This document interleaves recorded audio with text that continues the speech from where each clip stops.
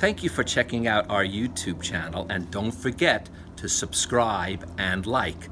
And please visit us at barrykibrick.com, where you'll see all the ways that you can become a patron of our mission and help us continue to build a community of seekers who quest for knowledge, information, and most importantly, wisdom.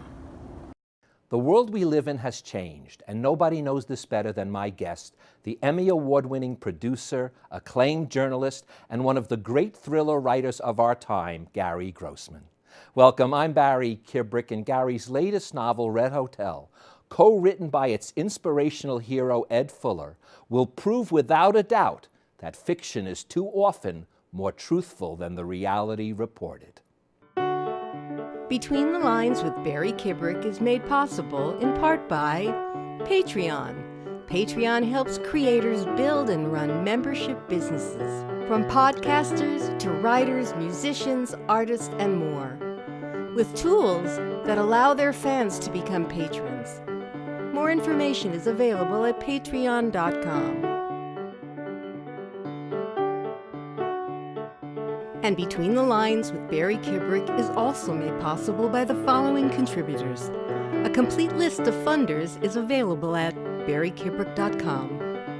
Gary, I have loved you even before you wrote your first book. We were friends for years, and then when you started writing your thrillers, I just couldn't help but have you on for almost every single one. And the only one I didn't was the one that you didn't feel like you wanted to bother me, and I'm so upset. But welcome to the show, Gary. Thank you. I'll come back for that. Thank you. You promise? Yeah, I promise. This is the best show for an author to be on, and it's the best show for an audience to watch, to really be up to date, to be aware, to be a concerned and involved person. The variety of guests you have are terrific.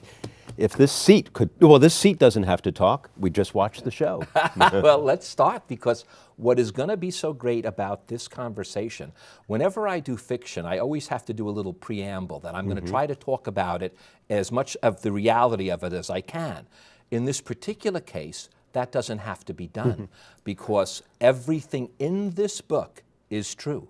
This is what's amazing. The only thing that's changed are sometimes the locations, correct, sometimes the names, but everything in here, in fact, I spoke seriously with you while I was reading this, and there's a big problem that goes on in Warsaw and Poland. The mayor of Gdansk was assassinated. And you have a very similar situation. This is like reading the future. And as you were reading it too, a hotel was bombed in Kenya. That's right. And the very beginning of Red Hotel starts with a hotel bombing, which is shaped very much after an actual hotel bombing in Jakarta. And what I describe happening in Tokyo is pretty much what happened in Jakarta. And the reality comes from two things. One, you're an Emmy Award-winning producer of real television and news type of things. You're also a great journalist and a teacher.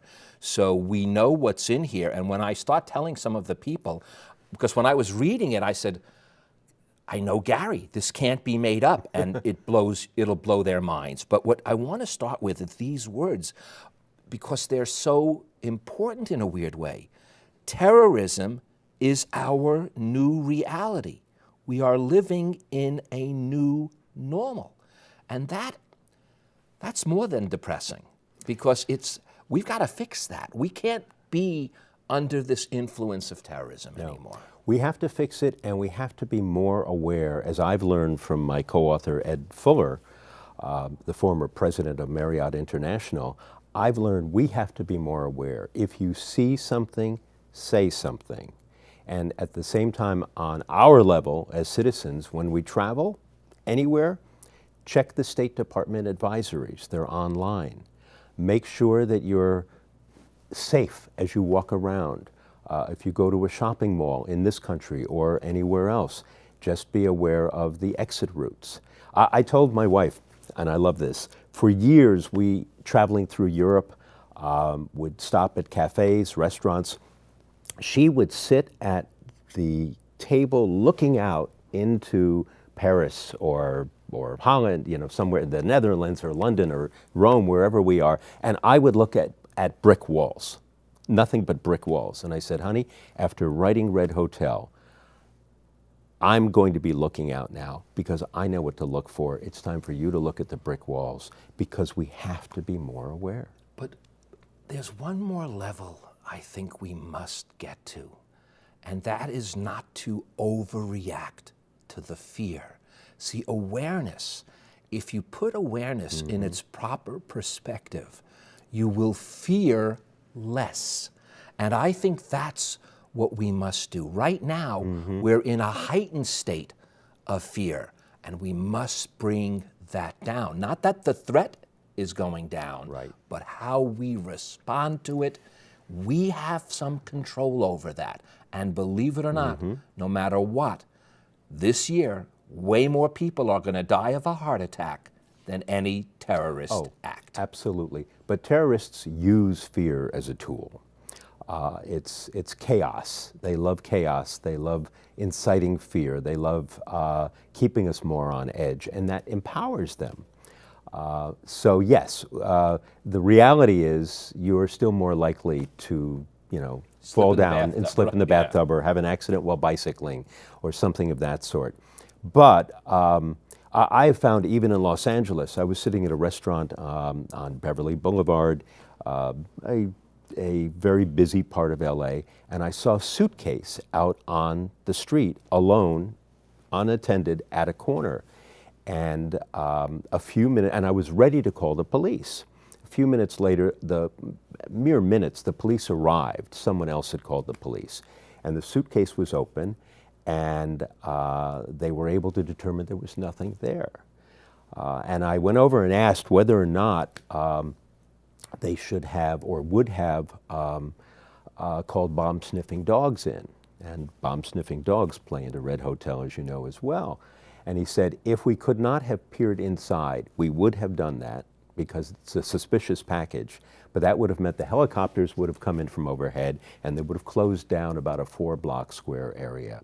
So somebody was alert. That's what we need to do. And it was done properly. And the police there said, everything's okay, no worry. Not overreact. Not overreacting. Just reacting. Right. And the key to, again, so much of this truth is Ed Fuller, because he is definitely modeled after Dan Riley in this book. There's no doubt about it. So as we discuss this, we're discussing the author's experiences for reality. Correct. Ed Fuller, as the former president of Marriott International, was introduced to me by a friend I saw while walking our dogs one night, and he was walking his dog, Bruce Fierstein. He wrote the first 3 Pierce Brosnan James Bond novels, so he's a terrific guy, great author. He also wrote Real Men Don't Eat Quiche, if you remember that book years ago. So Bruce said, I have a fellow you need to meet, Gary. He's interested in finding somebody who can co-write a novel with him, and he needs somebody with your experience. And he told me what he did, and I thought, well, what do I have in common with the former president of Marriott International? Not even knowing what that meant. And Bruce said, take the meeting, get together, talk. We did, and within 30 seconds, I learned that he was as much in the anti-terrorism business as the hotel business. His hotels in Jakarta, a Ritz and a Marriott, were blown up. Hotels, as we know, in Mumbai have been blown up, and he was in getting his team out of Tripoli when Gaddafi went down, and he had to arrange to get his team and Americans out of Cairo at the fall of Mubarak. So my first real question after learning that, after 30 seconds, was, Ed, who do you have on speed dial? And when he told me, I said, I think we can work together. I can imagine who he has on speed dial because I know who's in the story. Absolutely right. So look at an international businessman who's in charge of making everyone comfortable and their stay being safe.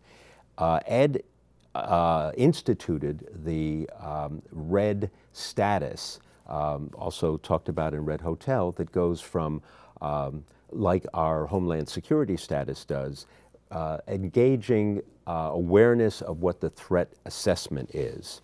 And in the book, going from blue as calm to yellow to orange to red. By the time you get to red, the hotel is pretty well, not so much locked down, but it's defensible, and visibly so, because the harder a target is to attack, the less likely terrorists will go after it.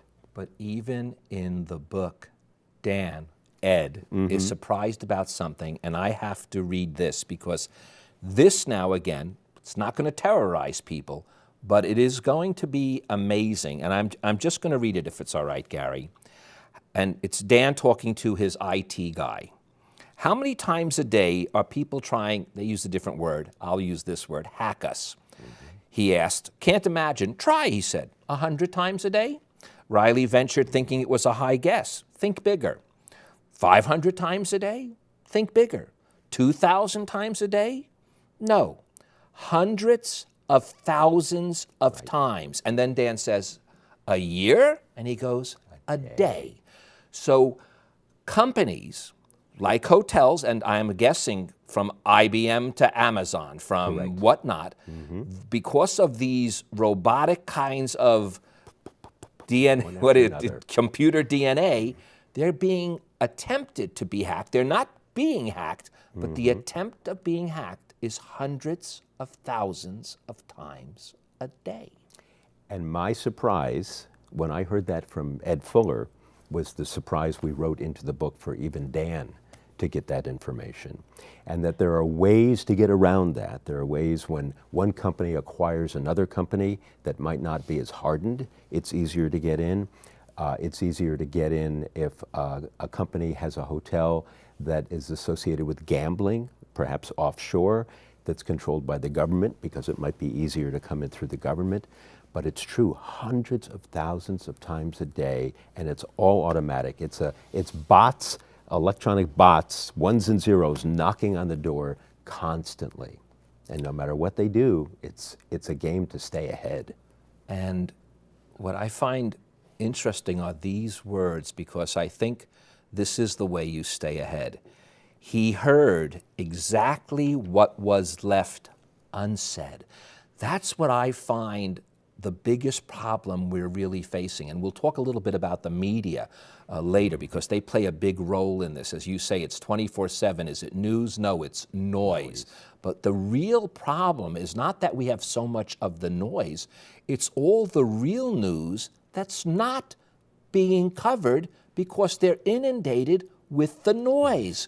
So what we're missing is way more than what we call fake news. Correct. It's the non-news that we need to know about. And I don't mean for our safety, I mean the good news as well. Absolutely. From our health, from our space ventures, from science to whatnot, we don't get any reports on anymore. We are simply basking in this 24/7 noise. We have to be more responsible.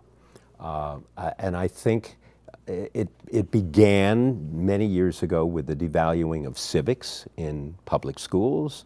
I used to get My Weekly Reader, and maybe you remember My Weekly Reader. I don't know if students are still doing it, but I've looked back at some of the My Weekly Readers from the 60s and 70s, and there was news in there for students of all sorts of topics, Cold War news, domestic news, heartfelt stories.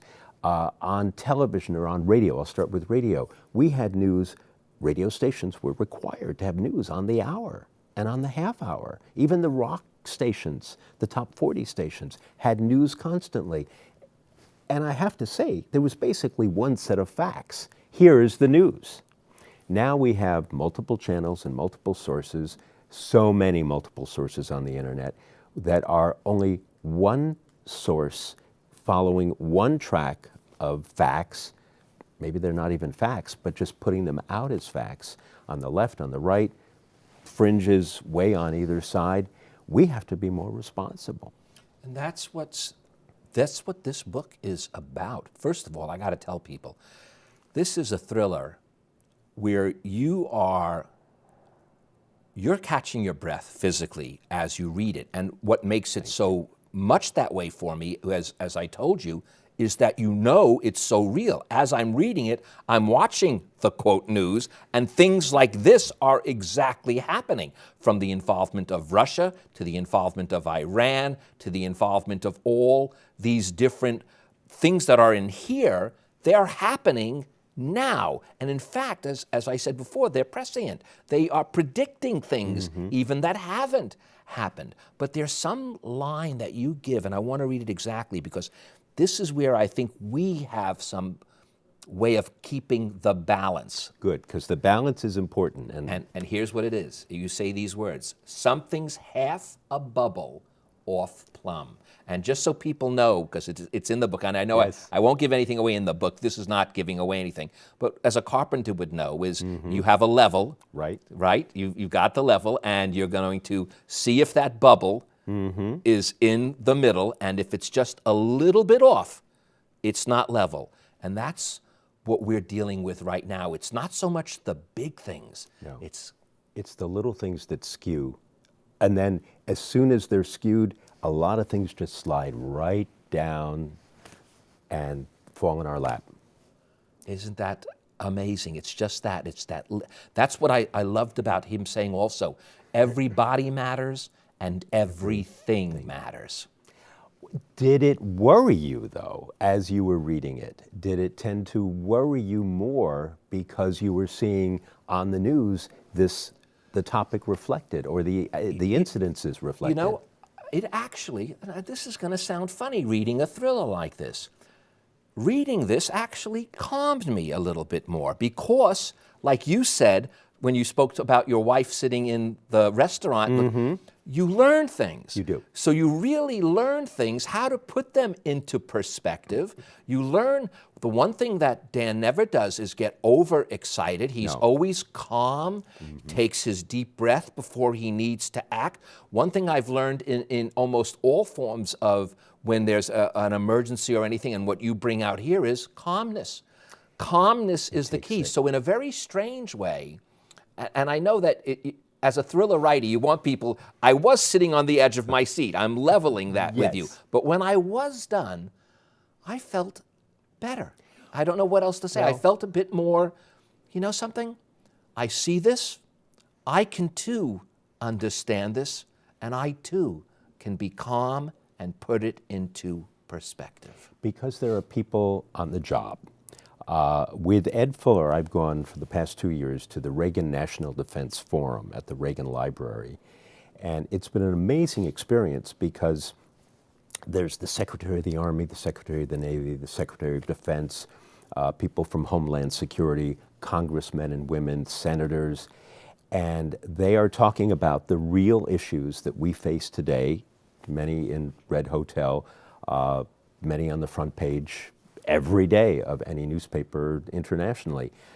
But I really do have the sense, unlike what I like to write, and unlike, and I love to watch James Bond movies and Bourne movies, but the reality is it really does take multiple people knowing a little piece of a story and sharing it with somebody else, and that adds up to an investigation, rather than the lone superhero sweeping in and figuring everything out.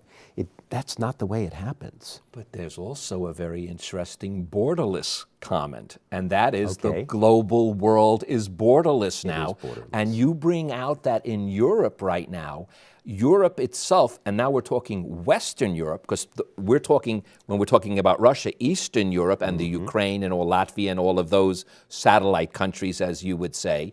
But in Western Europe, European Union. the European Union, there is no more real nationalism or patriotism. And That's right. I know there's a certain aspect that we say we should do away with that, but you know what? There's also then no identity. And Europe right now is suffering immensely from not having an identity. While Russia builds up its identity, while Putin, or Gorshkov in the book, is building up its identity. And I wrote, I think, something to the effect that Gorshkov was wearing a coat woven from the threads of Russian history.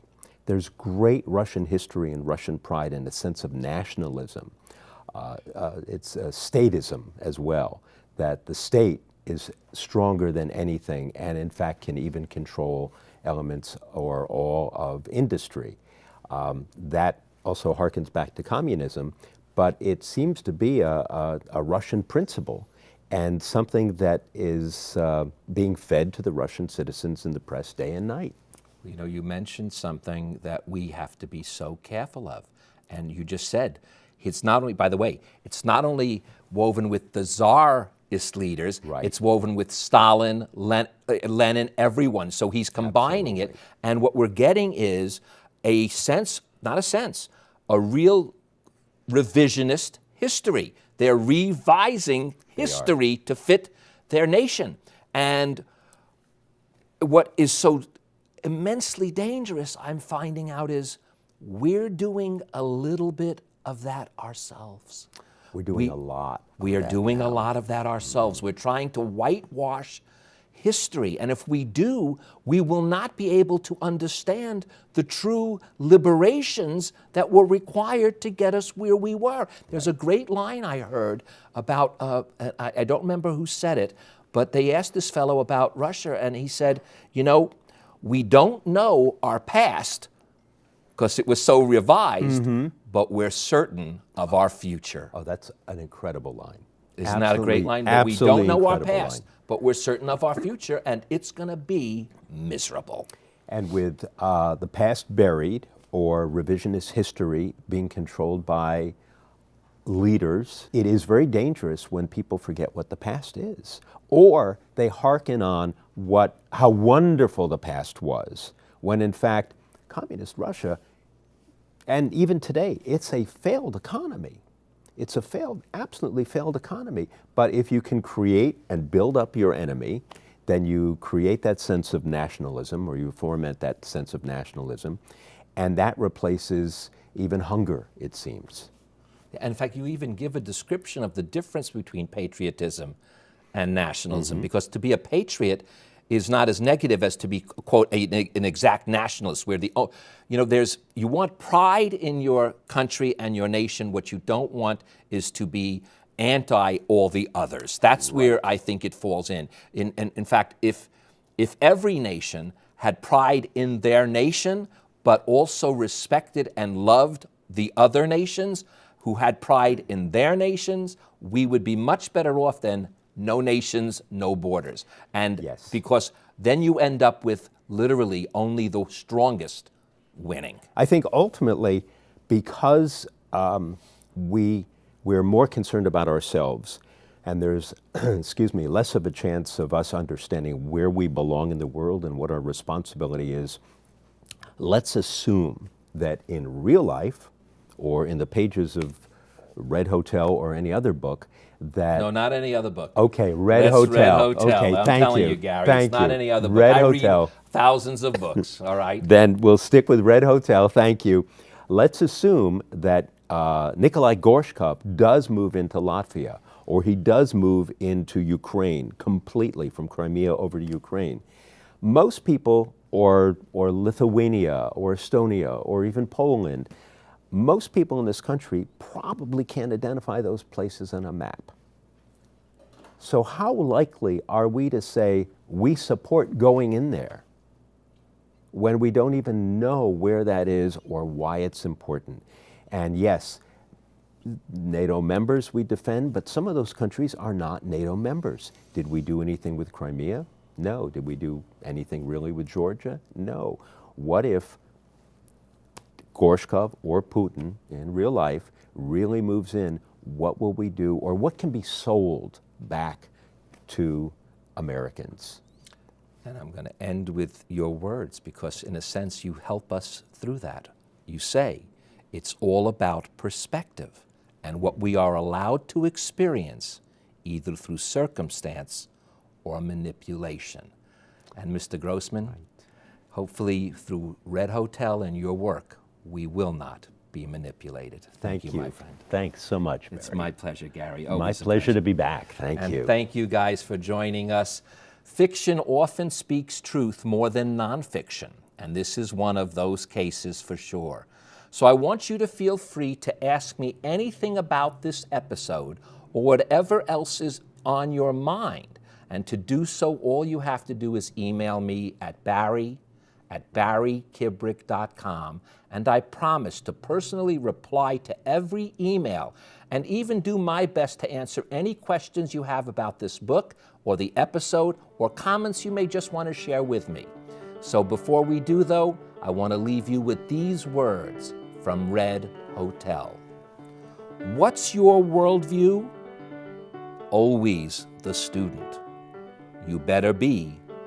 There's always more to learn. I'm Barry Kibrick.